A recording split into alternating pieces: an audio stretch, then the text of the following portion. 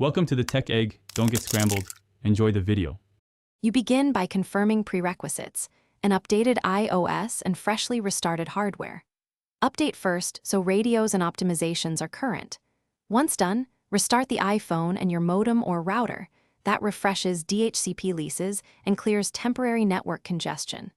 Next, toggle airplane mode for a few seconds to reinitialize cellular and Wi-Fi stacks. Make sure to use the same Wi-Fi network and note signal bars. This immediate reset often resolves transient slowdowns before deeper changes. You now optimize settings that materially affect throughput. Change your Wi-Fi to the 5 GHz band if possible because it typically avoids crowded 4 GHz interference. Make sure your router and iPhone support it.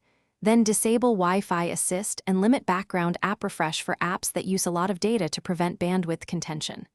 Finally, change the DNS under Wi-Fi settings to a faster resolver like 1, 1, 1, 1 or 8, 8, 8, 8. This reduces lookup latency and speeds perceived loading. You finish with advanced fixes and a clear fallback plan.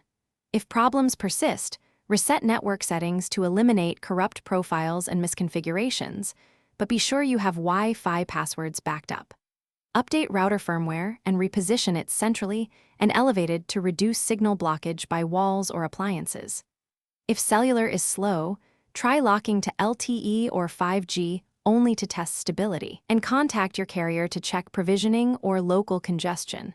If nothing helps, restart steps and test with another. Thanks for watching. Consider subscribing if I helped unscramble your problems.